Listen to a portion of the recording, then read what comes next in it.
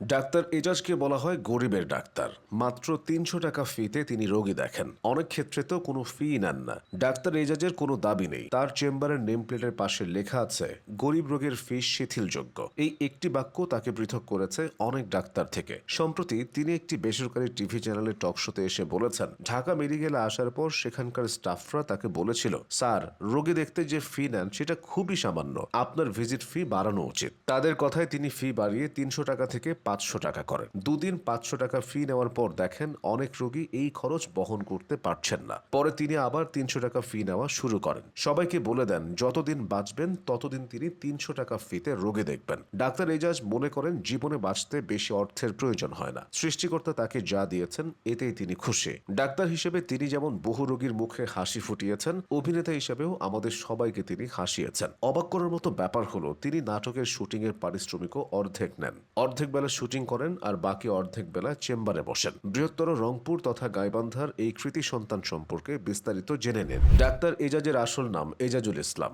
এজাজুল ইসলাম ১৯৮৪ সালে Rangpur medical college থেকে MBBS পাশ করেন। পরে বঙ্গবন্ধু শেখ মুজিব মেডিকেল বিশ্ববিদ্যালয় থেকে নিউক্লিয়ার মেডিসিনে স্নাতকোত্তর পাশ করে একজন ডাক্তার হিসেবে তার কর্মজীবন শুরু করেন। ২০১৭ সালের অক্টোবরে তিনি ঢাকা মেডিকেল কলেজে নিউক্লিয়ার মেডিসিনের প্রধান হিসেবে যোগদান করেন। এরপর অবসরে যান। বর্তমানে তিনি গাজীপুরের চৌরাস্তায় একটি চেম্বারে নিয়মিত রোগী দেখেন।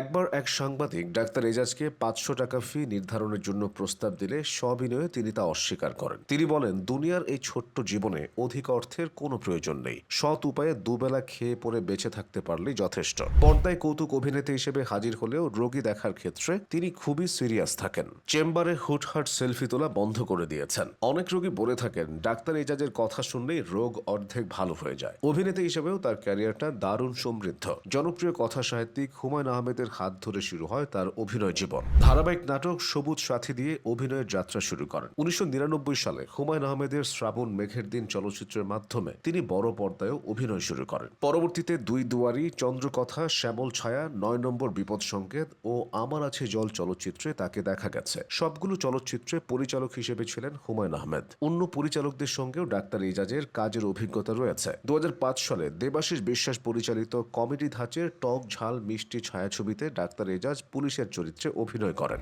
এছাড়া ২০০৬ সালে তৌকির আহমেদ পরিচালিত রূপকথার গল্প সিনেমায় রেস্টুরেন্ট ম্যানেজার, এসে হক অলিক পরিচালিত হৃদয়ের কথা সিনেমায় দারোয়ান চরিত্রে অভিনয় করে তিনি প্রশংসিত হন। পরের বছর স্বামীর সংসার চলচ্চিত্রে অভিনয় করেছেন। বর্তমান সময়ের জনপ্রিয় পরিচালকদের সঙ্গেও ডাক্তার এজাজ কাজ করেছেন। অনন্য মামুন পরিচালিত খোঁজ, দ্য সার্চ ও মোহাম্মদ মুস্তফা কামাল রাজ পরিচালিত তারকাটা সিনেমায় তাকে দেখা গেছে। তারকাটা চলচ্চিত্রে মুসা ভাই চরিত্রে অভিনয়ের জন্য ৩৯তম জাতীয় চলচ্চিত্র পুরস্কারে তিনি শ্রেষ্ঠ পার্শ্ব চরিত্রে অভিনেতার পুরস্কার অর্জন করেন। জনপ্রিয়তার কথা যদি বলতে হয়, হুমায়ুন আহমেদের নাটকগুলোর মাধ্যমে তিনি সবচেয়ে বেশি জনপ্রিয়তা পেয়েছেন। ওয়াংপি, মাটি বাবা, দুলাভাই সহ বিভিন্ন চরিত্রের মাধ্যমে তিনি অগণিত দর্শককে হাসিয়েছেন। মানুষ স্বভাবগতভাবেই অর্থের পেছনে ছোটে, তবে ডাক্তার এজাজ আজীবন ছুটেছেন মানুষের ভালোবাসা ও শান্তির খোঁজে। তাই সবাই ব্যাংকে টাকা জমা রাখলেও ডাক্তার এজাজ মানুষের হৃদয় ব্যাংকে প্রতিনিয়ত ভালোবাসা জমা রেখে চলেছেন।